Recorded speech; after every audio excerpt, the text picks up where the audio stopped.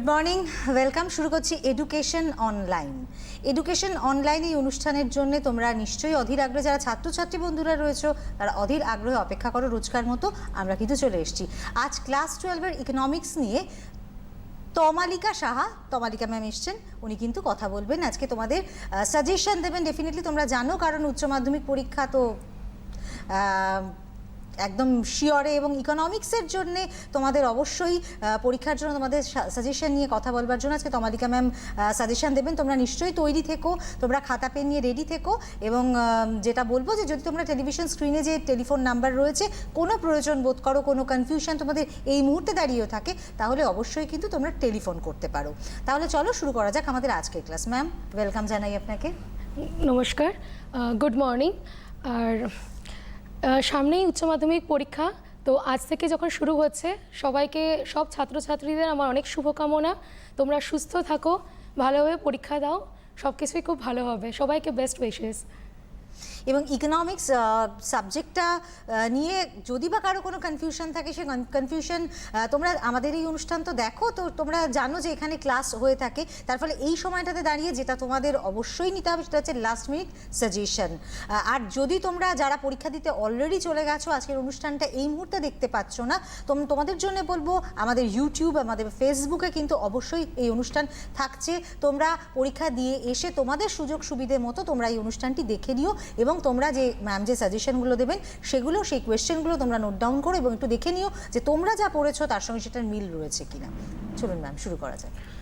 ওকে, তো অর্থনীতির বিষয়টি শুরু করার আগে আমি ছাত্রছাত্রীদের একটা কথা বলতে চাই যে এই সাবজেক্টটাকে খুব, প্রত্যেকটা কনসেপ্ট খুব ভালোভাবে তোমরা ক্লিয়ার করো। প্রত্যেকটা চ্যাপ্টার ধরে তোমরা তো পড়ছো, যেই চ্যাপ্টারগুলো রয়েছে সেগুলো তো ধরে তোমরা অবশ্যই পড়বে। আচ্ছা, সবথেকে বড় কথা, প্রত্যেকটা চ্যাপ্টারে যে মার্কস ডিভিশন আছে সেটা কিন্তু ভালোভাবে তোমরা লক্ষ্য করো। যেই চ্যাপ্টার থেকে এমসিকিউ রয়েছে, কোন চ্যাপ্টার থেকে 5 মার্কসের কোয়েশ্চেন আসবে, সেটাকে ভালোভাবে লক্ষ্য করো। আর তার থেকে আরেকটা বড় কথা, সেটা হচ্ছে ছবি, চিত্র। যেই জায়গাতে স্টুডেন্টদের সবথেকে সমস্যা হয় যে চিত্র অঙ্কন করা, বা সেখান থেকে যে অনেক রকম ছোট ছোট প্রশ্ন আসে। সাপোজ যদি আমি পূর্ণ প্রতিযোগিতামূলক বাজারের কথা বলি, যেই চ্যাপ্টারগুলোতে ছবি তোমরা পাবে, সেই চ্যাপ্টারগুলোতে আগে ছবিগুলোকে ভালোভাবে তৈরি করো। যেমন আমি যদি আগে চাহিদার বিষয় সম্পর্কে বলি, আমার মনে হয় কি ম্যাম, যদি এভাবে করা যায় যে ওদের নাম্বার ডিস্ট্রিবিউশনটা একটু, কতটা এমসিকিউ আসতে পারে, কী রকম ব্রড কোয়েশ্চেন আসতে পারে, একটু ডিস্ট্রিবিউশনটা আমার মনে হয় ওরা জানে, কিন্তু তবুও যেহেতু আমরা কোয়েশ্চেন পেপার নিয়ে কথা বলবো, তো ডেফিনেটলি সেইটা যদি একটু আগে বলে দেন, আমার মনে হয় মানে ছাত্রছাত্রী বন্ধুদের খুব উপকার হবে। শিওর। তো প্রথমে তোমাদের এমসিকিউ যেটা রয়েছে, 1 নম্বরের 10টা এমসিকিউ রয়েছে। তারপরে তোমাদের এসিকিউ থাকবে, 1 নম্বরে 10টা এসিকিউ। তারপরে এসিকিউ 2 মার্কসের কোয়েশ্চেন থাকে, সেটাও 10টা, সেখানে থাকছে 20 নাম্বার। আর 5 মার্কসের যে কোয়েশ্চেন থাকে, সে 5 মার্কসের কোয়েশ্চেন থাকবে 8টা, বাচ্চাটা 40। এই হচ্ছে টোটাল মার্কস। তো এবার আমি কিছু চ্যাপ্টার ওয়াইজ কিছু ডিসকাশন করছি। তো প্রথমে শুরু করছে চাহিদা থেকে। আচ্ছা, চাহিদার সূত্র, চাহিদার নিয়মাবলী, তাছাড়া চাহিদার নিয়মাবলী যে অনুমানগুলো, সেগুলো ভালোভাবে পড়তে হবে। এবং চাহিদা রেখা, চাহিদা রেখার ঢাল, সেই জিনিসগুলো কিন্তু খুব ভালোভাবে পড়তে হবে। আচ্ছা, চাহিদা রেখা কেন নিম্নমুখী হয়? চাহিদা রেখা থেকে যে প্রশ্নটা আসে সেটা 1 নম্বরে একটা এমসিকিউ, 2 মার্কসের কোয়েশ্চেন। সেখানে 2 মার্কসের জন্য ধরো একটা প্রশ্ন দিল যে চাহিদা নির্ধারণকারী 2টি বিষয় লেখো। তাহলে ঠিক যে দুটো বিষয় তোমরা লিখতে চাও, সেটা ব্যক্তিগত চাহিদা নির্ধারণকারী বিষয় হোক বা বাজার চাহিদা নির্ধারণকারী বিষয় হোক, সেই দুটো বিষয়কে কিন্তু মেনশন করে সেটা সম্পর্কে লিখে দেবে। তারপর ওদের স্কোরিং বলতে গেলে এমসিকিউ এসিকিউটা ডেফিনেটলি ওদের স্কোরিং। অবশ্যই এখানে স্কোরিং, এই যে 1 নম্বরে যে এমসিকিউ, 1 নম্বরের এসিকিউ আর 2 মার্কসের কোয়েশ্চেন, এই জায়গাগুলো কিন্তু মানে এখানে যদি ঠিকমতো কেউ কনসেপচুয়ালি পড়ে সেখানে কিন্তু 40 মার্কসের মধ্যে 40 মার্কস আসার জায়গাটা খুব ভালোভাবে রয়েছে। সেই ক্ষেত্রে আমি সবাইকে একটা জিনিস বলবো, যেই চ্যাপ্টারগুলোতে তোমরা ডায়াগ্রাম পাবে, সেই ডায়াগ্রামগুলোকে না প্রত্যেকটা চ্যাপ্টার ওয়াইজ যত রকম ডায়াগ্রাম আছে সেগুলোকে আগে পয়েন্ট আউট করো, সেগুলো বের করো, করে সেই ডায়াগ্রাম অনুযায়ী তোমরা সেটাকে এক্সপ্লেন করো।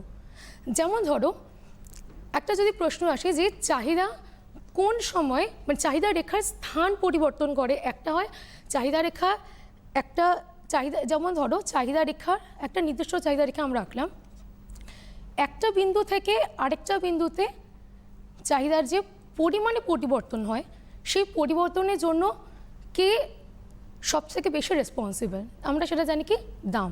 সেই ক্ষেত্রে অন্যান্য বিষয় অপরিবর্তিত থাকে।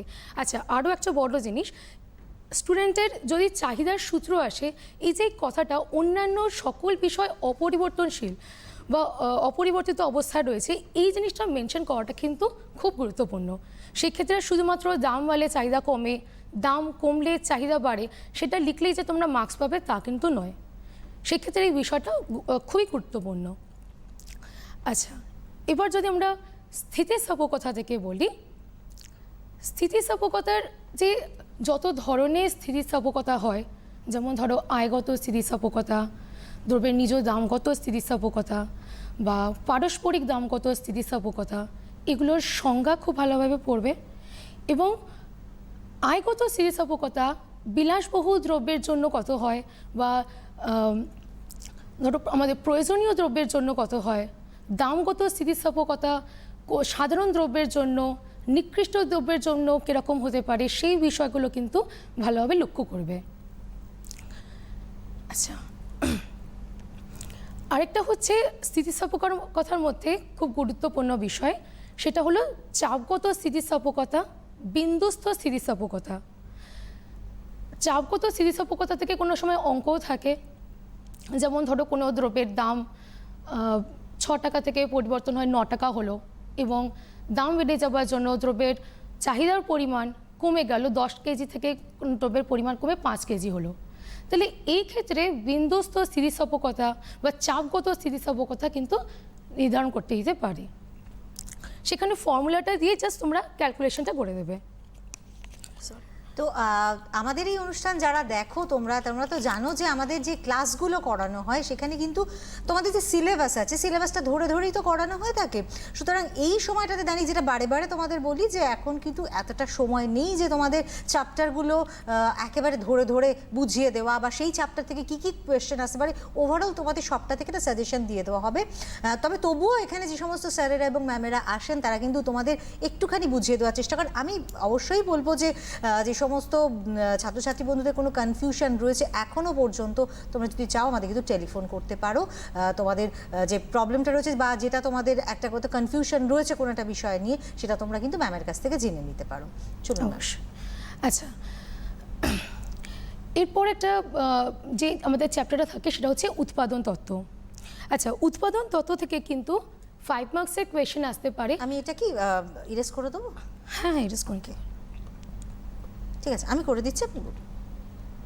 আমি করে দিচ্ছি। আচ্ছা, সেক্ষেত্রে উৎপাদন তত্ত্বের মধ্যে এই যে টোটাল প্রোডাক্ট অর্থাৎ মোট উৎপাদন, গড় উৎপাদন এবং প্রান্তিক উৎপাদন, এই 3টে উৎপাদনের সংজ্ঞা এবং তাদের চিত্রটা ভালোভাবে করতে হবে। আর এই যে উৎপাদন তত্ত্ব, ব্যয়, রেভিনিউ, এই চ্যাপ্টারগুলোর মধ্যে যে সম্পর্কগুলো পাচ্ছি সেই সম্পর্কগুলো কিন্তু খুব প্রয়োজন। যেমন টিপি অর্থাৎ টোটাল প্রোডাক্ট, অ্যাভারেজ প্রোডাক্ট এবং মার্জিনাল প্রোডাক্ট, এই যে 3টে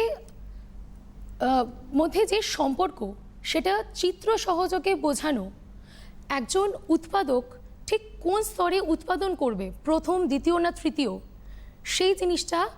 আর যেমন ধরো আমি তোমাদেরকে এখানে বোঝাই,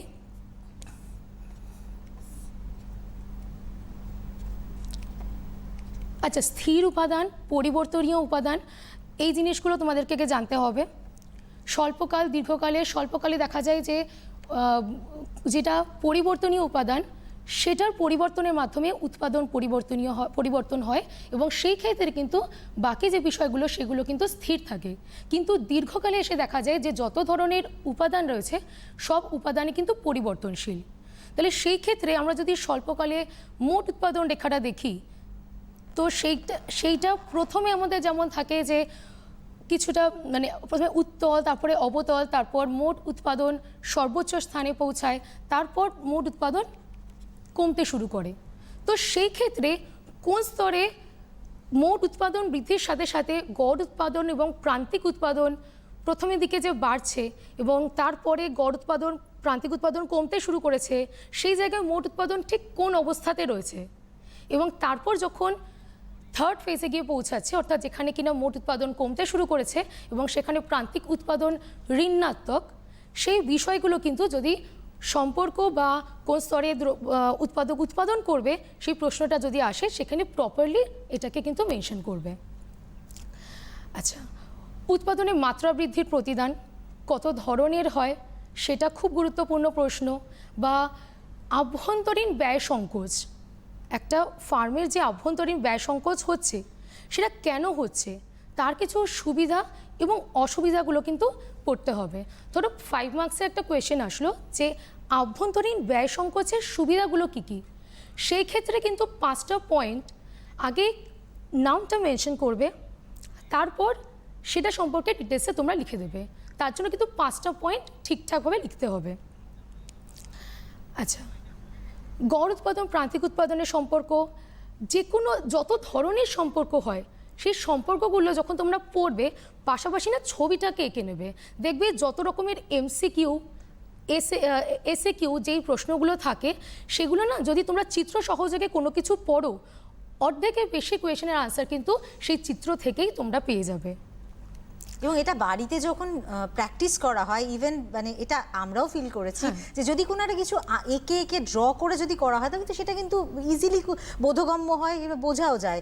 এবং ডেফিনেটলি যখন খাতায় পরীক্ষার খাতায় যখন সেটা লিখছে তখন তো অবশ্যই মার্কসটা তো ক্যারি করবে। আসলে কি হয় কি, লেখাটা বইয়ের মধ্যে তো অনেক কিছু ডেসক্রাইব করা থাকে একসাথে, তো পরীক্ষার সময় না সব কিছু একসাথে পড়া পরপর সম্ভব হয় না। সেই ক্ষেত্রে ইকোনমিক্সের বেশিরভাগ চ্যাপ্টারে দেখা যায় কি সেখানে ছবি রয়েছে। তো পরীক্ষার আগের মুহূর্তে রিভিশনের জন্য আমার মনে হয় যে সবথেকে বেস্ট যেটা হবে, তোমরা চ্যাপ্টারটা পড়লে আগে তোমরা মার্ক করো যে কোন কোন চ্যাপ্টারগুলোতে তোমরা চিত্র পাচ্ছ, সেই চ্যাপ্টারগুলো আগে তোমরা তৈরি করো। কীভাবে? ধরো চাহিদা, স্থিতিস্থাপকতা, উৎপাদন তত্ত্ব, উৎপাদন ব্যয়, রেভিনিউ, পূর্ণ প্রতিযোগিতামূলক বাজার, মুনাফা সর্বাধিকরণ, যোগান। এই যে এতগুলো চ্যাপ্টার বললাম, এই কটা চ্যাপ্টারে কিন্তু সবথেকে বেশি চিত্র দিয়ে বোঝানো হয়। তো যদি তোমরা এখন বেশি সময় না পাও, পরীক্ষার আগে লাস্ট মোমেন্টে জাস্ট একটা খাতার মধ্যে আগে চিত্রগুলো আঁকলে, সেই চিত্র থেকে যে সম্পর্কটা হচ্ছে সেই সম্পর্কটা তোমরা পাশে লিখলে, তাহলে কি হবে, 1 মার্কস 2 মার্কসের আনসারগুলো তোমরা ইজিলি করতে পারবে। যেমন ধরো যদি একটা প্রশ্ন আসে কি এসি এবং এমসির মধ্যে সম্পর্ক কী,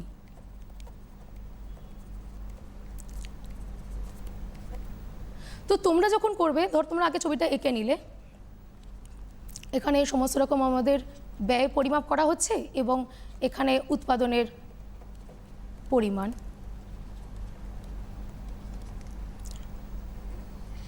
এটা হচ্ছে আমাদের গড় ব্যয়, এবং গড় ব্যয় ঠিক মিনিমাম বিন্দু দিয়ে আমাদের প্রান্তিক ব্যয় যাচ্ছে। তাহলে এই যে ছবিটা তোমরা আঁকলে, পাশাপাশি তখন তোমরা এই জিনিসটাকে এইভাবে তৈরি করো, যখন উৎপাদন বৃদ্ধির সাথে সাথে গড় ব্যয় কিন্তু প্রথমের দিকে কমতে শুরু করে, এবং যখন গড় ব্যয় কমছে তখন কিন্তু প্রান্তিক ব্যয়ও কমে। এবং ছবি দেখে আমরা কি দেখতে পাচ্ছি যে গড় ব্যয় প্রান্তিক ব্যয় অপেক্ষা কিন্তু বেশি। তারপর একটা পয়েন্টে এসে আমরা কি দেখতে পাচ্ছি, যখন উৎপাদনের পরিমাণ আরও বৃদ্ধি পাচ্ছে তখন গড় ব্যয় সর্বনিম্ন। ঠিক সেই ক্ষেত্রে average cost equal to marginal cost. তারপর আমরা কি দেখতে পাচ্ছি, যত উৎপাদনের পরিমাণ বাড়ছে সেখানে গড় ব্যয়ও বাড়তে শুরু করেছে এবং প্রান্তিক ব্যয়ও বাড়তে শুরু করেছে, এবং সেই ক্ষেত্রে কি দেখা যাচ্ছে, প্রান্তিক ব্যয় গড় ব্যয় অপেক্ষা বেশি। এই যে সম্পর্কটা তোমরা বিভিন্নভাবে এই যে ছবিগুলো রয়েছে পাশাপাশি এই ছবির সাথে এইভাবে যে যদি তোমরা নোট করে নিতে পারো তাহলে আমার মনে হয় কি এমসিকিউ যেগুলো থাকে না এই চিত্র থেকে অনেক রকমের এমসিকিউ আসে তোমরা সেটাও পারবে। এবং যদি 2 মার্কসের প্রশ্ন আসে যে গড় ব্যয় এবং প্রান্তিক ব্যয়ের মধ্যে সম্পর্ক কী, সেক্ষেত্রে তোমরা এটাকে ঠিকভাবে লিখলে যে যখন উৎপাদন বৃদ্ধির সাথে সাথে যখন গড় ব্যয় কমে তখন প্রান্তিক ব্যয়ও কমতে থাকে এবং প্রান্তিক ব্যয় গড় ব্যয় অপেক্ষা কম হয়, এইভাবে যে 3টে পয়েন্টস তোমরা পাবে ওটাকে লিখবে এবং তার সাথে চিত্রটা দিয়ে দেবে, সেক্ষেত্রে কিন্তু তোমরা পুরো নাম্বার পেয়ে যাবে। এবং এরকম ধরনের যত সম্পর্ক আছে যেমন অ্যাভারেজ প্রোডাক্ট মার্জিনাল প্রোডাক্ট, আচ্ছা অ্যাভারেজ প্রোডাক্ট মার্জিনাল প্রোডাক্টটা যদি আঁকি এখানে এপি এখানে এমপি, যে সমস্ত কোয়েশ্চেনে উল্লেখ করা নেই ছবির কথা সেখানে কি ছবি দিলে কি এক্সট্রা কোনো রেফারেন্স পাবে তারা? ইকোনমিক্সের ক্ষেত্রে কি হয় যে জিনিসগুলো মাইক্রো ইকোনমিক্সের ক্ষেত্রে যে চ্যাপ্টারগুলোর নাম আমি এর আগে স্টুডেন্টদেরকে বললাম সেই সমস্ত ক্ষেত্রে ছবির কথা হয়তো মেনশন যদি নাও করা থাকে, স্টুডেন্টরা যদি একটাবার ছবিটা এঁকে নেয় তাহলে তাদের জন্য সবথেকে ভালো হবে কি তারা ঠিকভাবে জিনিসটা বুঝতে পারবে, আনসারটা ঠিক হবে। ধরো 2 মার্কসের যদি কোনো প্রশ্ন আসে তাহলে সেই ক্ষেত্রে কিন্তু ছবিটা দেওয়াটা খুবই দরকার। 1 নম্বরের যে প্রশ্ন থাকে সেক্ষেত্রে অনেক সময় ছবি দিতে হয় না, যেগুলো কিনা এমসিকিউ থাকে সেক্ষেত্রে তো দিতে হচ্ছে না আমাদের কোনো ছবি, কিন্তু যদি 2 মার্কসের কোয়েশ্চেন আসে তাহলে সেক্ষেত্রে কিন্তু ছবি যদি মেনশন নাও করা থাকে তাহলেও কিন্তু ছবিটা দিতে হবে। যেমন আমি গড় ব্যয় প্রান্তিক ব্যয়ের মধ্যে বললাম, তারপরে গড় উৎপাদন প্রান্তিক উৎপাদনের সম্পর্ক। এসিকিউ এমসিকিউ তো কোনো মানে সেই অর্থে সাজেশন দেওয়া যায় না চ্যাপ্টার ওয়াইজ, যেখানে তোমার এটা এক্ষেত্রে হবে যেটা তোমাদের প্রত্যেকটা সাবজেক্ট প্রত্যেকটা চ্যাপ্টার ওয়াইজ থরলি পড়তে হবে। ইকোনমিক্সের ক্ষেত্রে রিডিউস সিলেবাস, হ্যাঁ তো সেক্ষেত্রে কিন্তু তোমাদের অবশ্যই প্রত্যেকটা চ্যাপ্টার খুব ভালো মতোভাবে পড়তে হবে, কারণ এই যে শর্ট কোয়েশ্চেনগুলো কিন্তু সেভাবে তো সাজেশন করা যায় না, ব্রটের ক্ষেত্রে করা যেতে পারে। তো এই যে চ্যাপ্টারগুলো ইম্পর্টেন্ট হিসেবে তোমাদের দিয়ে দেওয়া হবে এবং সেখান থেকে তোমাদের শর্ট কোয়েশ্চেনও আসতে পারবে এবং ব্রড কোয়েশ্চেনও কিন্তু আসবে। হ্যাঁ, আমার যেটা বক্তব্য যে যদি যে কটা চ্যাপ্টারগুলোতে চিত্র রয়েছে সেই কটা চ্যাপ্টার যদি স্টুডেন্টরা খুব ভালোভাবে পড়ে তাদের এমসিকিউতে কোনো জায়গায় কিন্তু আটকাবে না। আর আরেকটা বড় কথা সেটা হচ্ছে যে চ্যাপ্টার 20-21 যেখানে কিনা বিমা ব্যাংকিং সেই সম্পর্কে রয়েছে বা দারিদ্র বেকারত্ব আয় বৈষম্য রয়েছে, সেখান থেকে কিন্তু কিছু গুরুত্বপূর্ণ সাল আছে, সেই সাল থেকে সেই সালের প্রশ্নগুলো কিন্তু খুব আসে। সেই সালগুলো কিন্তু তোমরা সেখানে কোন সময় কে কি বলেছেন, যেমন ধরো দারিদ্র্যের সংজ্ঞা কে দিয়েছেন সেটা কি দিয়েছেন সেগুলোকে যদি তোমরা আলাদা আলাদা করে লেখো, বা জিআইসিআই এলআইসি সে তারপরে গ্যাট চুক্তি কখন হয়েছিল, WTO কখন স্থাপিত হয়েছিল, এই জিনিসগুলো রয়েছে সেগুলোকে যদি তোমরা কোন সময় হয়েছিল সাল এবং তাদের পুরো কথা, অর্থাৎ WTO গ্যাট ট্রিপস এই জিনিসগুলো যেগুলো রয়েছে সেগুলো তো তোমরা সাল এবং তাদের পুরো কথা দিয়ে লেখো, সেখান থেকে কিন্তু তোমরা প্রশ্ন পাবে। অর্থাৎ চ্যাপ্টার 20-21 এখানে কিন্তু কোনো চিত্র নেই, অর্থাৎ এই জায়গা থেকে প্রশ্ন কিন্তু সাল এবং পুরো কথা দিয়ে আসেই। অর্থাৎ এই জায়গাগুলো যদি তোমরা আলাদা করে লিখে লিখে তৈরি করো পরীক্ষার আগে সেই জিনিসগুলো কিন্তু তোমাদের অনেক হেল্প করবে। তাহলে মাইক্রোর মধ্যে যেটা আমার সবথেকে বড় সাজেশন যে দেখো কোন চ্যাপ্টার থেকে কত মার্কসের কোয়েশ্চেন আসবে সেটা খুব ভালোভাবে বলে দেওয়া রয়েছে। সেই ক্ষেত্রে তোমরা মাইক্রো যে চ্যাপ্টার্সগুলো রয়েছে সেগুলো ছবি সহ তৈরি করো, যে ছবিগুলোকে আঁকলে তার পাশে যেভাবে আমি এখানে এসিএমসির মধ্যে দেখালাম তোমরা সেই জিনিসটাকে লিখলে, এটা চ্যাপ্টার ওয়াইজ করলে। তারপরে বড় প্রশ্ন আসতে হচ্ছে 5 মার্কসের কোয়েশ্চেন যেটা আসছে ব্যাংক ব্যবস্থা এবং জাতীয় আয়, এই দুটো চ্যাপ্টার থেকে। এখানে যে খুব বেশি চিত্র আছে তা তো নয়, অর্থাৎ তোমরা মাইক্রো ইকোনমিক্সে যেরকম ধরনের ছবি দেখেছো তোমরা কিন্তু সেই ব্যাংক ব্যবস্থা বা জাতীয় আয় এরকম ধরনের চিত্র পাবে না। যেটা তোমরা পাবে সেটা হচ্ছে জাতীয় আয়ের মধ্যে ভারসাম্য আয়ের যে বৃত্তস্রোত সেটা, তারপরে অনুপ্রবেশ এবং নিষ্কাশন সেটা দিয়ে যে ভারসাম্য নির্ধারিত হয় সেই ছবিটা, এই দুটো ছবি রয়েছে। অর্থাৎ সেখান থেকে যে চিত্র থেকে তোমাদের এমসিকিউ করবে তো সেরকম কোনো জায়গা নেই।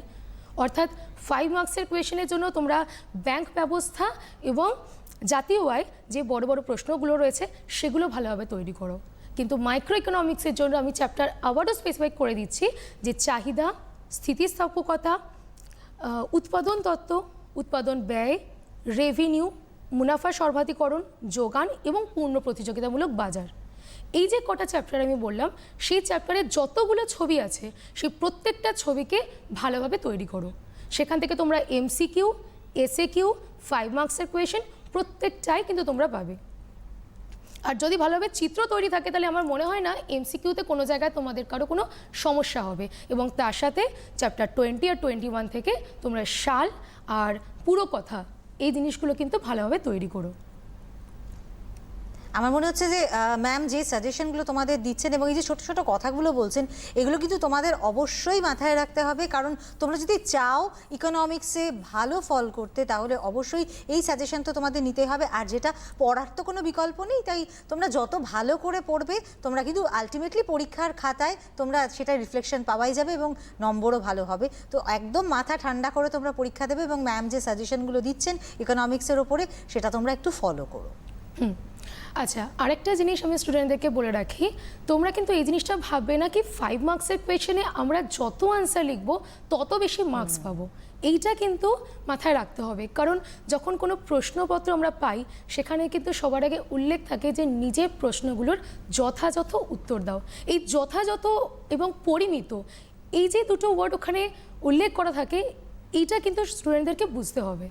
এটা আমরা অনেক সময় খেয়াল করি না, আমরা ভাবি কি 5 মার্কসের কোয়েশ্চেন যত বড় লিখবো তত আমরা বেশি মার্কস পাবো, কিন্তু এই যথাযথ এবং এই যে পরিমিত এক্সট্রা লেখা, তার ফলে কিন্তু অন্য যে কোয়েশ্চেনগুলো অ্যাটেন্ড করতে পারে না, অনেক সময় স্টুডেন্টরা সেগুলো ছেড়ে দিয়ে চলে আসে। একদম, টাইম ম্যানেজমেন্ট খুব গুরুত্বপূর্ণ, ভীষণ গুরুত্বপূর্ণ। তো সবসময় যে এই নয় যে 5 মার্কস এগুলো যত বড় করবে তত মার্কস পাবে। দেখো, যদি তোমরা যেগুলো পূর্ণ প্রতিযোগিতামূলক বাজারে ভারসাম্য যদি দেয়, স্বল্পকালীন ভারসাম্য বা দীর্ঘকালীন ভারসাম্য, সেই ক্ষেত্রে তোমরা যখন শর্তগুলোকে লিখছো সেই শর্ত অনুযায়ী তোমরা একটা ছবি আঁকছো, ছবি এঁকে সেই ছবিটাকে তোমরা ডেসক্রাইব করে দাও। খুব বেশি লেখার দরকার নেই, ঠিক যেটুকুনি তোমরা ছবি এঁকেছো সেই অনুযায়ী ডেসক্রাইব করো। মানে এর আগে আরও অনেক বেশি কিছু লিখে পরে আরও অনেক কিছু লিখে তোমরা কিন্তু তাতে খুব বেশি মার্কস পাবে না। অর্থাৎ যদি তোমাদের পাতা গুনতে যেও না আমি এত পাতা লিখেছি তার জন্য আমি বেশি মার্কস পাবো, সেটা কিন্তু এখানে দেখা হয় না। অর্থাৎ তুমি যদি যথাযথ উত্তর দাও তোমরা কিন্তু পুরো নম্বরটাও পেতে পারো। 5 মার্কসের কোয়েশনের মধ্যেও কিন্তু 5 মার্কস ওঠে। সব থেকে বড় জিনিস, এখন যদি ঠিক মতো লেখা যায় পুরো নাম্বারটাই কিন্তু পাওয়া যায়। আর যদি একটা কোয়েশ্চেনের 5 মার্কসের কোয়েশ্চেনে 2-3টে পার্ট থাকে, তো ডেফিনেটলি সেই কোয়েশ্চেনটা অ্যাটেন্ড করলে তো তারা নাম্বারটা ভালোই পেতে পারে। হ্যাঁ, সেটা যেমন রয়েছে। আর একটু প্যারা করে লিখবে, ধরো শর্তগুলো যদি পূর্ণ প্রতিযোগিতামূলক বাজারে ভারসাম্যের শর্ত দিল, তা তোমরা যখন শর্ত যখন লিখছো শর্তের পরে আবার গ্যাপ দিয়ে তোমরা যে ছবিটা আঁকছো পাশে সেই ছবিটার জন্য তোমরা লিখে দাও, সেটা পরিষ্কারভাবে লিখবে। আচ্ছা, আর শর্তগুলো যখন থাকে সেগুলোকে কিন্তু প্রপারলি মেনশন করতে হবে। আচ্ছা, যেটা পূর্ণ প্রতিযোগিতামূলক বাজারে স্টুডেন্টদের একটা কনফিউশন তৈরি হয়ে থাকে এবং মুনাফা সর্বাধিকরণেও সেই কনফিউশন তৈরি হয়, সেটা হচ্ছে না লাভ না ক্ষতির বিন্দু এবং আরেকটা হলো উৎপাদন বন্ধের বিন্দু। এই যে পূর্ণ প্রতিযোগিতামূলক বাজারে স্বল্পকালে ফার্ম যে মুনাফা করে সেটা তো 3 ধরনের মুনাফা করতে পারে। তাহলে স্বল্পকালে লোকসান হলেও ফার্ম কখন উৎপাদন চালিয়ে যাবে সেই কারণটা, সেটা কিন্তু তোমরা যেমন ছবি দিয়ে আঁকছো, ছবি দিয়ে এঁকে তো তোমরা লিখছো, তো সেই ক্ষেত্রে কিন্তু প্রপারলি লিখবে। যেমন এভিসির অর্থাৎ আমাদের গড় পরিবর্তনীয় ব্যয়, সেই ব্যয়ের কম যদি দাম হয়ে যায় সেখানে তো উৎপাদন বন্ধ হয়ে যাচ্ছে। এবং না লাভ না ক্ষতির বিন্দু আমরা কোনখানে দেখিয়েছি, যেখানে গড় ব্যয় সর্বনিম্ন হয় সেই বিন্দুটাকে আমরা বলছি না লাভ না ক্ষতির বিন্দু। তারপরে উৎপাদন বন্ধের বিন্দু বলছি যেখানে আমাদের গড় পরিবর্তনীয় ব্যয় সর্বনিম্ন হচ্ছে। তো এই জিনিসগুলো ভালোভাবে তৈরি করো। আর রেভিনিউ থেকে একটা কথা বলি, রেভিনিউর দুটো কেস, একটা দাম যখন স্থির থাকছে তখন আমাদের রেভিনিউ রেখাগুলো কীরকম হচ্ছে, এবং দাম যখন পরিবর্তন হচ্ছে তখন আমাদের রেভিনিউ রেখা অর্থাৎ মোট রেভিনিউ, গড় রেভিনিউ, প্রান্তিক রেভিনিউ কীরকম দেখতে হচ্ছে এই জিনিসগুলো তৈরি করো।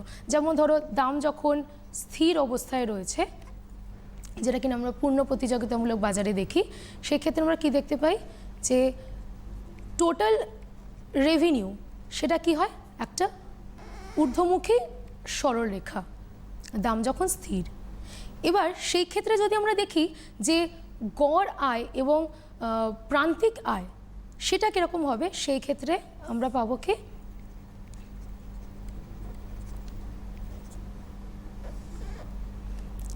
এটা হবে অনুভূমিক অক্ষের সাথে সমান্তরাল।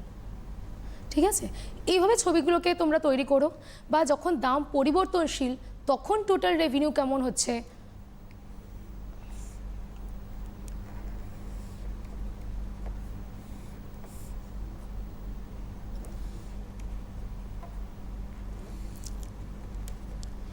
এইভাবে ছবিগুলো যদি তৈরি করে পাশে তার কারণগুলোকে ছোট করে যদি লিখে নাও পরীক্ষার আগে তোমরা পড়াশোনা করার সময়তে, তাহলে মনে হয় যে ওই জিনিসগুলোই না পরীক্ষার সময় তোমাদেরকে অনেক হেল্প করবে। শুধু এগুলোকে আগে শর্ট করে তৈরি করো, কারণ পরীক্ষার আগে হয়তো অনেক সময় লাস্ট মোমেন্টে প্রত্যেকটা লাইন ধরে পড়া সম্ভব হয় না। যেটা তোমরা প্রথম থেকে করে এসেছো, যে ইকোনমিক্সে প্রতিটা লাইন ধরে কত পড়েছো বা কেন হচ্ছে কিভাবে হচ্ছে, সেই জিনিসগুলো হয়তো তোমরা ব্যাখ্যাটা পড়ে এসেছো। পরীক্ষার আগের মুহূর্তে কী করবে, ছবিগুলো তো আঁকবে, এঁকে তার কারণটাকে পাশে ছোট করে তোমরা লিখে দেবে। তাহলে তোমাদের আরও সুবিধা হবে এমসিকিউ আর এসিকিউ এর জন্য। আচ্ছা, এবারে স্থিতিস্থাপকতাকে আমি একটা জিনিস বলি, সেটা হচ্ছে যে প্রশ্নগুলো খুব আসে যে সম্পূর্ণ স্থিতিস্থাপক এবং সম্পূর্ণ অস্থিতিস্থাপক চিত্র। 1 নম্বরে হয়তো একটা প্রশ্ন আসতে পারলো যে সম্পূর্ণ স্থিতিস্থাপক রেখার আকৃতি কীরূপ। তাহলে যখন সেখানে আকৃতিটা তোমাকে জানতে চাইছে, সেটা তোমরা সম্পূর্ণ যদি অস্থিতিস্থাপক হয়, সেটা যেমন আমরা বলি উলম্ব অক্ষের সাথে সমান্তরাল, তো তোমরা যদি পাশে সেই ছবিটাকে এঁকে দাও সেটাও অনেক ভালো হবে। এবং যদি সম্পূর্ণ স্থিতিস্থাপক হয় সেক্ষেত্রেও যদি তোমরা চাহিদা রেখাটা এঁকে দাও সেই ক্ষেত্রে কিন্তু তোমরা পুরো নাম্বারটাই পেয়ে যাবে। আচ্ছা, একটা চাহিদা রেখা যদি একটা সরল রেখা হয়, তাহলে সেই চাহিদা রেখার বিভিন্ন বিন্দুতে স্থিতিস্থাপকতার মান কি হবে সেইটা একটু ভালোভাবে তৈরি করে যেও। অর্থাৎ যেটা আমরা দেখি যে একটা চাহিদা রেখা, একটা সরলরৈখিক চাহিদা রেখা, এই চাহিদা রেখার বিভিন্ন বিন্দুতে তো মান বিভিন্ন রকম হয়। তো সেটা আমরা কিভাবে পরিমাপ করি, যে চাহিদা রেখার যে বিন্দু থেকে আমরা পরিমাপ করছি সেই বিন্দু থেকে চাহিদা রেখার নিচের অংশ ভাগ সেই বিন্দু থেকে চাহিদা রেখার উপরের অংশ। যেমন ধরো একটা চাহিদা রেখা যার নাম আমি বলছি এ বি, এখানে একটা পয়েন্ট নিচ্ছি সি। এই সি বিন্দুতে যদি আমরা চাহিদার স্থিতিস্থাপকতা পরিমাপ করি তাহলে আমরা কি লিখব, এই সি বিন্দুতে চাহিদা রেখার নিচের অংশের নাম কি বিসি এবং চাহিদা রেখার উপরের অংশের নাম কি সিএ। তাহলে বিভিন্ন বিন্দুগুলোতে চাহিদার স্থিতিস্থাপকতা যে পরিমাপ করব সেটার ফর্মুলা পেলাম, সেই বিন্দু থেকে চাহিদা রেখার নিচের অংশ ভাগ সেই বিন্দু থেকে চাহিদা রেখার উপরের অংশ। এবারে হচ্ছে ধরো যদি সিটা এই চাহিদা রেখার ঠিক মাঝখানে অবস্থান করে, তাহলে আমার এই যে বিসি এবং সিএ এই দুটোই সমান হয় পরস্পর, তাহলে সেই ক্ষেত্রে স্থিতিস্থাপকতার মান হয়ে যায় 1। এবার ধরো আমরা বি বিন্দুতে পরিমাপ করছি, এই বি বিন্দুতে আমরা কি দেখতে পাচ্ছি, এই বি বিন্দুর নিচে কিন্তু চাহিদা রেখার কোনো কিছু অংশ আমরা দেখতে পাচ্ছি না এবং ওপরে দেখা যাচ্ছে সেটা হচ্ছে বিএ। তাহলে এক্ষেত্রে আমাদের স্থিতিস্থাপকতার মান কী হবে, 0/BA। সেই জিনিসটার মান কী হবে, 0কে কোনো সংখ্যা দিয়ে ভাগ করে আমরা কি পাই 0। তাহলে এই ক্ষেত্রে আমার স্থিতিস্থাপকতার মান হচ্ছে 0 এবং ঠিক এই বিন্দুতে স্থিতিস্থাপকতার মান হয়ে যাবে অসীম। তাহলে স্বাভাবিকভাবে এই 0 থেকে 1-এর মাঝে যে স্থিতিস্থাপকতা হবে সেটা 1-এর থেকে কম এবং এখানে 1-এর থেকে বেশি। এইভাবে ধরো তোমরা ছবিটাকে তৈরি করলে, এবার স্থিতিস্থাপকতার মান যদি 0 হয় তাহলে সেটা কোন ধরনের স্থিতিস্থাপকতা, বা স্থিতিস্থাপকতার মান যদি 1-এর তুলনায় 1-এর থেকে বেশি হয় সেটা কোন ধরনের স্থিতিস্থাপকতা, অর্থাৎ কোন দ্রব্যের জন্য সেটা প্রয়োজনীয়, সেটা বিলাসবহুল দ্রব্য নাকি প্রয়োজনীয় দ্রব্য, সেই জিনিসগুলো তোমরা তৈরি করলে। অর্থাৎ ছবিগুলোকে আঁকলে তার পাশে স্থিতিস্থাপকতার বিভিন্ন মানের জন্য সেটা কোন ধরনের স্থিতিস্থাপকতা হচ্ছে সেটাকে তোমরা পাশাপাশি লিখে নেবে। আচ্ছা, এইভাবে তোমরা স্থিতিস্থাপকতা তৈরি করবে।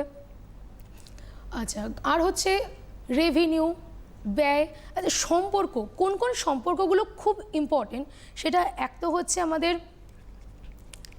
এপিএমপির সম্পর্ক, তারপরে যেটা আমরা উৎপাদন স্তরে দেখতে পাই গড় উৎপাদন, প্রান্তিক উৎপাদন এবং মোট উৎপাদন, সেই তিনটের মধ্যে সম্পর্ক। আচ্ছা, গড় ব্যয়, প্রান্তিক ব্যয়ের মধ্যে সম্পর্ক, সেটাও খুব গুরুত্বপূর্ণ, যেটা তোমাদের আমি একটু আগে একটা ছবিতে দেখিয়েছিলাম। তারপর টোটাল কস্ট থেকে আমরা কিভাবে অ্যাভারেজ কস্ট পাচ্ছি, অর্থাৎ বিভিন্ন রকম মোট ব্যয় থেকে আমরা গড় ব্যয় প্রান্তিক ব্যয় কিভাবে পাই, বা গড় ব্যয় প্রান্তিক ব্যয় থেকে আমরা কিভাবে মোট ব্যয় পাচ্ছি, সেই জিনিসগুলো ভালোভাবে তৈরি করো এবং চিত্র সহযোগে তৈরি করো। যেই যেই জায়গাগুলোতে চিত্র রয়েছে সেইগুলো যদি ভালোভাবে তৈরি করা যায় না, নাম্বারটা কিন্তু পুরোটা আসে সেখান থেকে, যদি তোমরা প্রপারলি সেটাকে তৈরি করতে পারো। আচ্ছা,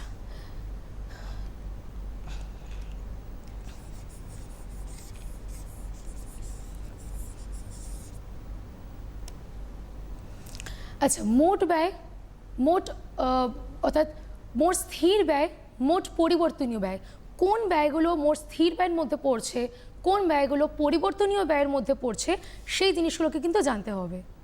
আচ্ছা, স্বল্পকালে কি দেখা যায়, যেমন এই যে সম্পর্কগুলো, এখানে যদি আমরা পরিমাণ, উৎপাদনের পরিমাণ, আর এখানে যদি আমরা সমস্ত ধরনের ব্যয় পরিমাপ করি, তাহলে আমাদের কি হয়, যেহেতু টিএফসি অর্থাৎ টোটাল ফিক্সড কস্ট, যেটাকে আমরা বলে থাকি মোট স্থির ব্যয়, সেটা যেহেতু স্বল্পকালের জন্য প্রযোজ্য এবং সেটা স্থির থাকে, উৎপাদনের পরিমাণের উপর নির্ভর করছে না, সেই ক্ষেত্রে সেটা কীরকম ধরনের দেখতে হয়, আমাদের অনুভূমিক অক্ষের সঙ্গে সমান্তরাল হয়। আচ্ছা, এবার হচ্ছে মোট পরিবর্তনীয় ব্যয়। যদি উৎপাদনের পরিমাণ শূন্য থাকে তাহলে মোট পরিবর্তনীয় ব্যয়ও আমাদের হচ্ছে না। যদি উৎপাদনের পরিমাণ বৃদ্ধি পেতে থাকে তাহলে সেই ক্ষেত্রে দেখা যায় যে মোট পরিবর্তনীয় ব্যয়ও বাড়ছে, এবং সেটার আকৃতি কীরূপ,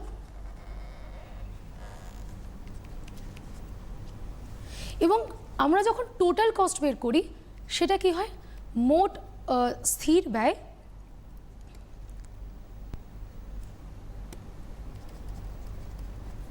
এবং মোট পরিবর্তনীয় ব্যয়ের যোগফলই হচ্ছে মোট ব্যয়।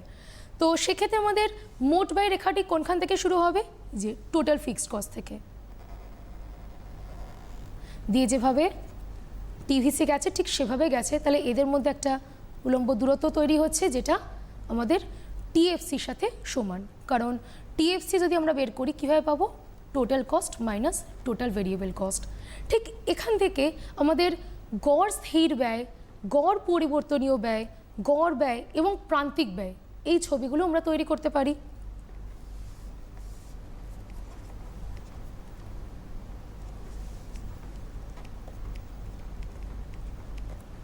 ধরো এটা হচ্ছে আমাদের গড় স্থির ব্যয়। আচ্ছা হ্যাঁ, এটা একটা খুব ইম্পর্টেন্ট একটা কোয়েশ্চেন, যে এএফসি অর্থাৎ গড় স্থির ব্যয়, এটা কি কখনো শূন্য হতে পারে, বা এই যে এই রেখাটা এএফসি রেখা, এটাকে যেমন বলা হয় আয়তক্ষেত্রিক পরাবৃত্ত, এটার কারণটা একটাবার পড়ো। আচ্ছা, এভিসি এবং তারপরে হয় এসি, ঠিক আছে। তাহলে যখন দেখা যায় যে এএফসি কমছে, এভিসিও কমছে, উৎপাদন বৃদ্ধির সাথে সাথে কিন্তু আমাদের তখন যে গড় ব্যয় সেটাও কিন্তু কমতে থাকে। একটা সময় এসে গড় পরিবর্তনীয় ব্যয় সর্বনিম্ন, তারপরে গড় ব্যয় সর্বনিম্ন, কোন ব্যয়টা আগে সর্বনিম্ন হচ্ছে অর্থাৎ এভিসি না এএফসি, সেই জিনিসগুলোকে কিন্তু ভালোভাবে লক্ষ্য করো। আর বিশ্বাস করো, যদি ভালোভাবে তোমরা এই চিত্রগুলোকে তৈরি করো না, সব অর্ধেক কোয়েশ্চেনের আনসারই ভালোভাবে যদি তোমার চিত্রটাকে দেখো ওখান থেকে বেরিয়ে আসবে। সেই সম্পর্কগুলো তৈরি করো, যখন উৎপাদন বাড়ছে তখন গড় স্থির ব্যয় কমছে, গড় পরিবর্তনীয় ব্যয় কমছে এবং গড় ব্যয়ও কমছে, এবং তারপর উৎপাদন বৃদ্ধির সাথে সাথে গড় স্থির ব্যয় ক্রমশ কমতে থাকছে, কিন্তু গড় পরিবর্তনীয় ব্যয় সেটা সর্বনিম্ন হওয়ার পর আবারও বৃদ্ধি পেতে শুরু করছে, এবং তারপরে দেখা যায় যে গড় ব্যয়ও বৃদ্ধি পাচ্ছে। এই কারণগুলো ভালোভাবে পড়বে, এবং যখন ছবিটা তৈরি মানে তোমরা আঁকছো তার পাশাপাশি কিন্তু একটা দুটো লাইন করে তোমরা জিনিসগুলোকে লিখে নেবে। যেমন ধরো উৎপাদন বাড়ছে, আমি দেখছি আমাদের এএফসি কমছে, আমাদের প্রথমে এদিকে এভিসিও কমে, অ্যাভারেজ কস্টও কমে, তারপরে একটা সময় গিয়ে আমার এএফসি কমছে কিন্তু এভিসি সর্বনিম্ন, তারপরে আমাদের উৎপাদন বৃদ্ধির সাথে সাথে এফসি আরও কমছে কিন্তু অ্যাভারেজ ভেরিয়েবল কস্ট ঊর্ধ্বমুখী, এবং তারপরে দেখা যায় আমাদের অ্যাভারেজ কস্টও ঊর্ধ্বমুখী। এই সম্পর্কগুলো এসিএমসির সম্পর্ক, সেই জিনিসগুলোকে ভালোভাবে তৈরি করবে। আচ্ছা, এরপরে হচ্ছে মুনাফা, অর্থাৎ মুনাফা কখন সর্বাধিক হয়, বা বিভিন্ন ধরনের সংজ্ঞা, অর্থাৎ নিট মুনাফা, স্থূল মুনাফা, এই জিনিসগুলোকে ভালোভাবে পড়ো। এদের মধ্যে যে পার্থক্য দেখো, এই চ্যাপ্টার থেকে কিন্তু এমসিকিউ থাকে, অর্থাৎ এখানে ব্রড কোয়েশনের কোনো জায়গা নেই। সেই ক্ষেত্রে যে নীল রং দিয়ে যেটা লেখা রয়েছে, নীল কালিগুলো দিয়ে লেখা, ওটাকে খুব ভালোভাবে পয়েন্টসগুলো পড়ো, ঠিক আছে? আচ্ছা, আর না লাভ না ক্ষতির বিন্দু এবং যেটা বললাম তখন উৎপাদন বন্ধের বিন্দু, সেগুলো তো তোমরা দেখছোই। আচ্ছা, পূর্ণ প্রতিযোগিতামূলক বাজারের যে ভারসাম্য, তার বৈশিষ্ট্য, আরও একটা ইম্পর্টেন্ট পয়েন্ট, এই বৈশিষ্ট্যগুলো এমনভাবে তৈরি করো যদি এখান থেকে একটা প্রশ্ন আসে যে পারফেক্ট কম্পিটিশন আর পিওর কম্পিটিশন, এই দুটোর মধ্যে যদি পার্থক্য দেয়, তাহলে সেই ক্ষেত্রে কিন্তু তোমরা বৈশিষ্ট্যগুলোকেও প্রপারলি মেনশন করে সেখান থেকেও পার্থক্যটা বের করতে পারবে। অর্থাৎ কোন কোন বৈশিষ্ট্যগুলো পূর্ণ প্রতিযোগিতা রয়েছে এবং কোন কোন বৈশিষ্ট্যগুলো আমাদের যেটা কিনা বিশুদ্ধ প্রতিযোগিতা সেটার মধ্যে রয়েছে, সেই জিনিসগুলোকে আগে থেকে আইডেন্টিফাই করে নিও। মানে একটা কোয়েশ্চেনকে যদি একভাবে পড়া হয় সেটা কিন্তু নানান রকম ভাবে কিন্তু সেটা আসতে পারে, এবং যদি ঠিকঠাকভাবে পড়া হয় তাহলে কিন্তু ধরো সেই কোয়েশ্চেনটা হয়তো একটু অন্যভাবে ঘুরিয়ে দিল, তা তোমার কিন্তু বুঝতে অসুবিধে হবে না। এবং এই যে ম্যাম যেভাবে বলছেন তাতে করে কিন্তু কী ভাবে আসতে পারে সেটাও কিন্তু একটা উনি মানে ছবি তুলে ধরছেন তোমাদের সামনে। আসলে গত 2 বছর তো পরীক্ষাটা সেভাবে হয়নি, সাজেশন দেওয়াটাও এই মানে এই পরীক্ষায় যারা মানে পরীক্ষার্থী রয়েছে তাদের কাছে একটু মানে টিচাররা রয়েছে তাদের একটু অসুবিধারই কারণ 2 বছর লাস্ট 2 ইয়ার্স কোনো এক্সাম তো হয়নি সে অর্থে। তো এবছরে দেওয়াটা এবং বারবার করে যেটা বলা হচ্ছে যেই সাজেশনটা তোমাদেরকে এখানে দেওয়া হচ্ছে সেটা কিন্তু তোমরা ধরেই নিও না যে সেই কোয়েশ্চেনগুলোই তোমরা পরীক্ষার হলে গিয়ে পাবে। অ্যাকচুয়ালি এটা একটা রূপরেখা বলতে পারো যে এরকম আসতে পারে। বারবার করে একটা কথাই বলবো যে তোমরা ভালো মতো করে পড়লে কিন্তু কোনো রকম কোনো প্রশ্নই তোমাদের সমস্যা হওয়ার কারণ নয়, যেভাবেই প্রশ্ন আসুক না কেন তোমরা কিন্তু উত্তর করতে পারবে। একটু সিরিয়াসনেস দরকার। আর এই যে অর্থনীতি বিষয়টা তো খুব ইন্টারেস্টিং একটা বিষয়, কারণ আমাদের তোমরা জানোই যে আমাদের দেশের সবটাই নির্ভর করছে অর্থনীতির উপর, আমাদের দেশের শ্রীবৃদ্ধিটাই নির্ভর করছে অর্থনীতি, এবং এই অর্থনীতি নিয়ে নানান যে টার্মসগুলো যেগুলো ব্যবহার সেগুলো কিন্তু তোমরা খবরের কাগজে পাতা উল্টালেই তোমরা দেখতে পারবে এবং পরিচিত। তো এই বিষয় সাবজেক্টটাকে যদি তোমরা খুব ভালোবাসতে পারো তাহলে কিন্তু শুধুমাত্র পড়ার জন্য পড়া হবে না, বেসিক্যালি তোমরা জানবে যে কিভাবে এই অর্থনীতির উপরে আমাদের গোটা দেশ গোটা সমাজটা কিন্তু দাঁড়িয়ে রয়েছে। অবশ্যই, কারণ অন্য প্রসঙ্গে বেরিয়ে গেলাম, বাট না ঠিকই, একদম আপনি ঠিক কথা বলেছেন। কারণ এই অর্থনীতি বিষয়টাই না স্টুডেন্টদের মধ্যে একটা ভয় তৈরি হয় কি ইকোনমিক্স এটা হয়তো খুব ডিফিকাল্ট, এবং শুধু পড়ার জন্যই পড়ে সেটা নয়, একটু ভালোবেসে, কারণ এই অর্থনীতি নিয়ে তো অনেকে ভবিষ্যতে হায়ার স্টাডিজ করতে পারে এবং এর একটা ভালো ফিউচার প্রসপেক্টও রয়েছে, সেটা নিয়ে না হয় পরে কখনো কথা বলা যাবে। আমাদের হাতে মিনিট 9 সময় আছে, আর যদি কিছু সাজেশন বাকি থাকে আপনি দিয়ে দিতে পারেন। অবশ্যই। আচ্ছা, আরেকটা জিনিস বিষয় সেটা হচ্ছে তোমরা প্লিজ এটা নিয়ে একদম ঘাবড়াবে না যে সবার স্টুডেন্টদের একটা খুব ভয় থাকে কি চিত্রটা কিভাবে করব। দেখো, যদি একটাবার চিত্রটাকে ভালোভাবে তৈরি করো না, ওখানেই কিন্তু তোমাদের অর্ধেক সমস্যার সমাধান হয়ে যাবে, ঠিক আছে? আর হচ্ছে যে জাতীয় আয়, সেই জাতীয় আয়ের যে বিভিন্ন ধরনের পরিমাপগুলো হয় সেটার মধ্যে খুব গুরুত্বপূর্ণ কিন্তু ধরো আয়শুমারি পদ্ধতি। সেই আয়শুমারি পদ্ধতির মধ্যে কোন কোন আয়গুলোকে জাতীয় আয়ের মধ্যে অন্তর্ভুক্ত করা যাবে না সেই বিষয়গুলো কিন্তু খুঁটিয়ে পড়তে হবে। যেমন হস্তান্তর আয়, মূলধনী লাভ, এই বিষয়গুলোকে যেমন আমরা আয়শুমারি পদ্ধতিতে আমরা যখন জাতীয় আয় পরিমাপ করি তার মধ্যে আমরা অন্তর্ভুক্ত করি না। তো সেটা কারণ কি, কেন অন্তর্ভুক্ত করি না, সেই জিনিসগুলো কিন্তু যদি আয়শুমারি পদ্ধতির প্রশ্নটা আসে তাহলে লিখতে হবে। দেখো, একটা প্রশ্ন মানে একটা টপিক সেটা যদি তোমরা খুব ভালোভাবে পড়ো সেখান থেকে কিন্তু ঘুরিয়ে ফিরিয়ে অনেক রকম প্রশ্ন আসতে পারে। যেমন ধরো মোট উৎপাদন, গড় উৎপাদন, প্রান্তিক উৎপাদনের মধ্যে যদি তোমরা সম্পর্কটা পড়ো সেখান থেকে তোমরা কি পাচ্ছ, যদি গড় উৎপাদন প্রান্তিক উৎপাদনের সম্পর্ক দেয় সেটা তোমরা পাবে, গড় উৎপাদন মোট উৎপাদন প্রান্তিক উৎপাদনের মধ্যে যে সম্পর্ক সেটা পাচ্ছ, বা একজন উৎপাদক ঠিক কোন স্তরে উৎপাদন করবে সেই প্রশ্ন তোমরা পাচ্ছ। অর্থাৎ একটা প্রশ্ন যদি তোমরা যেখানে চিত্র রয়েছে ভালোভাবে তৈরি করো সেখান থেকে কিন্তু অনেকগুলো প্রশ্ন বেরিয়ে আসে। আচ্ছা, আয় ব্যয়ের বৃত্তস্রোতের মধ্যে তোমরা আমাদের যখন ওই একদিকে থাকছে ফার্ম আর একদিকে থাকছে পরিবার, সেক্ষেত্রে আয়ের বৃত্তস্রোতের ধারণা সেটা যেমন পড়েছো, তার সাথে এই প্রশ্নটাও খুব গুরুত্বপূর্ণ যে অনুপ্রবেশ এবং নিষ্কাশন, সেইটা দিয়ে কিভাবে ভারসাম্য আয় স্তর নির্ধারিত হয় সেই বিষয়টাকে পড়া, এবং তার মধ্যে যে ছবিটা রয়েছে সেই ছবিটাকে কিন্তু ভালোভাবে তুলে ধরো। এবং দেখবে, ধরো এখানে যদি আমরা একদিকে রয়েছে আমাদের যে কার্ভ, আরেকদিকে রয়েছে ধরো আমাদের উইথড্রল। তো সেই ক্ষেত্রে ভারসাম্য আয়স্তর কোনখানে নির্ধারিত হচ্ছে, এবং এই আয়স্তরের যদি দেখা যায় যে ডান দিকে মানে আয়স্তর যদি এখানে থাকে, সাপোজ ধরো Y1, সেখানে দেখা যাচ্ছে কি যে নিষ্কাশন বেশি এবং অনুপ্রবেশ কম। সেখানে আমাদের কি হবে, আয়স্তর যখন কমতে শুরু করবে। আবার যদি আমরা এখানে দেখি তাহলে আমরা কি দেখব, যে এখানে আমাদের অনুপ্রবেশ বেশি হচ্ছে এবং নিষ্কাশন কম হচ্ছে, সেক্ষেত্রে আয়স্তর কিন্তু বাড়বে। এইভাবে যে ভারসাম্য স্তরে যে পৌঁছাচ্ছে সেটা কিন্তু যখন তোমরা আগে থিওরিটাকে লিখছো যে সংজ্ঞা দিয়ে, বা অনুপ্রবেশ কি, নিষ্কাশন কি, অনুপ্রবেশের মধ্যে কোন কোন বিষয়গুলো পড়ছে, বা নিষ্কাশনের মধ্যে কোন কোন বিষয়গুলোকে পড়ছে, ভারসাম্য কীভাবে তৈরি হচ্ছে, সেটা যেমন লিখছো, তার পাশাপাশি এই চিত্রটাকে এঁকে সেটাকে একটু ব্যাখ্যা করে দিও। আর যেটা আমাদের লাস্টের দুটো চ্যাপ্টার, অর্থাৎ ব্যাংকিং, বিমা, আর দারিদ্র্য, আয় বৈষম্য এবং বেকারত্ব, সেখান থেকে খুব ইম্পর্টেন্ট হচ্ছে কি বিভিন্ন ধরনের বেকারত্ব, আয় বৈষম্যের কারণ, এবং সেটার জন্য যে সুপারিশ করা হয়েছে সেই সুপারিশগুলো ভালোভাবে পড়বে। দেখো, ইকোনমিক্সে একে তো অনেকটা আমাদের কিছু চ্যাপ্টার তো রিডিউসড হয়ে গেছে, তো তোমরা প্রত্যেকটা চ্যাপ্টারই খুব ভালোভাবে পড়ো, পুরো ডিটেলসে আগে একবার জিনিসটা পড়ে নিও, দেন তারপরে পরীক্ষার ঠিক আগের মুহূর্তে, তোমরা তো কিছু সময় হয়তো ছুটি পেয়ে যাবে, তো ঠিক পরীক্ষার আগের মুহূর্তে যে ইম্পর্টেন্ট সাল, কে কী আবিষ্কার করেছেন, বা ধরো দারিদ্র্যের যে সংজ্ঞা, অর্থনীতিবিদরা যে দারিদ্র্যের সংজ্ঞা দিয়েছেন, কে কোন সংজ্ঞা দিয়েছেন, সেটাকে একটুখানি আলাদা আলাদা করে পড়ো। এবং তার জন্য ধরো ব্যাংকিংয়ের ক্ষেত্রে আমরা যে নরসিংহম কমিটির যে সুপারিশ, বা উনি ব্যাংকগুলো আর্থিক দুরবস্থার কারণ হিসেবে যেগুলো উনি তুলে ধরেছেন, সেগুলোকে ছোটো ছোটো করে পড়া, এবং তার সুপারিশ অনুযায়ী কী কী পদ্ধতি গ্রহণ করা হয়েছে সেই জিনিসগুলোকে দেখা, সালগুলো, পুরো কথাটাকে কিন্তু অনেক প্রশ্ন আসতে পারে। সেটা হচ্ছে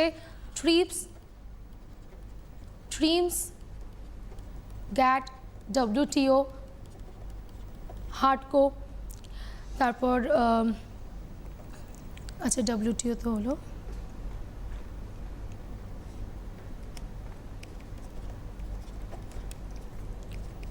GICI, এগুলো পুরো কথাগুলো ভালোভাবে তৈরি করে নিও। তার সাথে সাথে সেগুলো যদি কোনো সাল পাও সেগুলোকে লিখে নিও। আমার মনে হয় যে সাল, পুরো কথা, এই জিনিসগুলো যদি তোমাদের তৈরি থাকে তাহলে এখান থেকে যে MCQগুলো আছে সেগুলোও পারবে। তারপর WTOতে ভারতের যোগদানের জন্য যে সুবিধা অসুবিধাগুলো হয়েছে সেগুলোর কারণ পড়ো। দেখো, যেহেতু এখান থেকে যদি 2 মার্কসের কোয়েশ্চেন আসে, তাহলে দুটো যে কারণ বা সুবিধা বা অসুবিধা, সেই দুটো কারণকে যদি তোমরা প্রপারলি লেখো মার্কস পাবে। আর খুব বেশি লিখতে যেও না, যেটুকুনি তোমার কাছে জানতে চাওয়া হয়েছে সেটুকুনি লেখো। যেখানে চিত্র ব্যবহারের সুযোগ পাবে সেখানে অবশ্যই চিত্রটাকে ব্যবহার করো। আর 1 নম্বরের জন্য যে স্থিতিস্থাপকতা থেকে বিভিন্ন ধরনের, যেমন সম্পূর্ণ স্থিতিস্থাপকতা, সম্পূর্ণ অস্থিতিস্থাপকতা, তারপর শুধুমাত্র স্থিতিস্থাপক বা অস্থিতিস্থাপক চিত্র কীরকম হয় সেগুলোকে বিভিন্নভাবে পড়ো। আচ্ছা, আর জাতীয় আয়টা হলো রেভিনিউ, কস্ট, আর ওখান থেকে যে মুনাফা কোন সময় সর্বাধিক হচ্ছে বা কত ধরনের মুনাফা পাওয়া যায়, সেই জিনিসগুলোকে ভালোভাবে পড়তে হবে তোমাদেরকে। আশা করছি যদি তোমরা ঠিকভাবে বইটা পড়ে যেতে পারো, তার বাইরে তো কোনো প্রশ্ন হয় না, তো ভালোভাবে মন দিয়ে পড়ো। সবাই প্রত্যেকটা প্রশ্নের উত্তর আশা করি তোমরা সবাই ভালোভাবে লিখতে পারবে। একটু জাস্ট কনসেন্ট্রেট করো আর নিজের শরীর সুস্থ রেখো। ভয় পাবে না, ভয় পেলে কিন্তু অনেক সমস্যা তৈরি হয়, কিন্তু ভয় পাবে না, তোমরা সব পারবে। তোমাদের সবার জন্য অনেক বেস্ট উইশেস।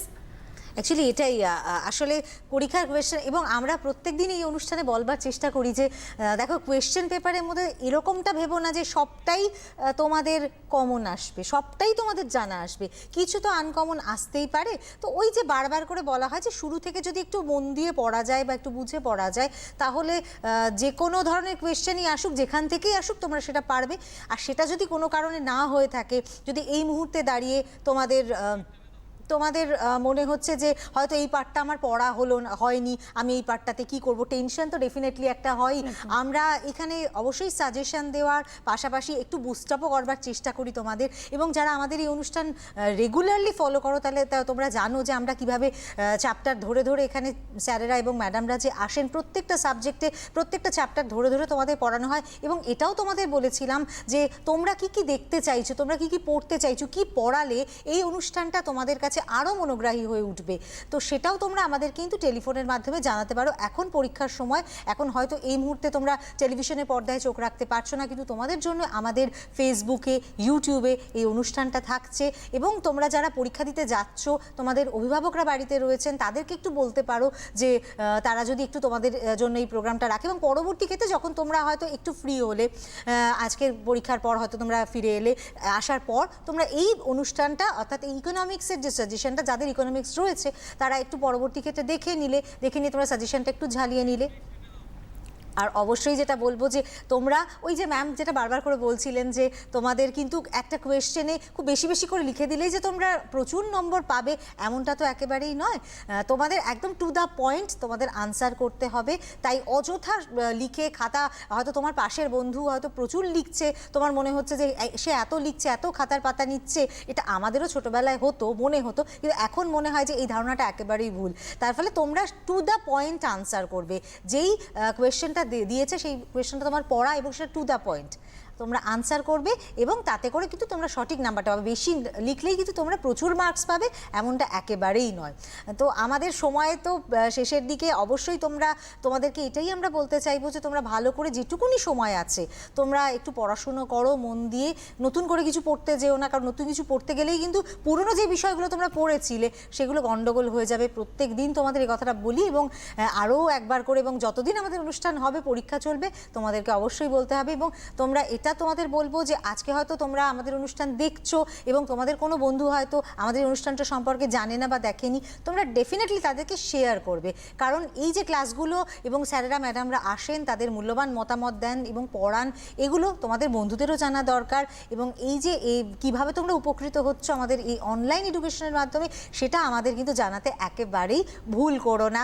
আজকে অনুষ্ঠান এখানেই শেষ করব। ঠিক প্রত্যেক দিন সকাল 9:30 আমরা ফিরে আসবো এডুকেশন অনলাইন নিয়ে। তোমরা আমাদের সঙ্গে থেকো। থ্যাঙ্কস জানাবো ম্যামকে আমাদের সঙ্গে থাকবার জন্য, তার সাজেশন দেওয়ার জন্য।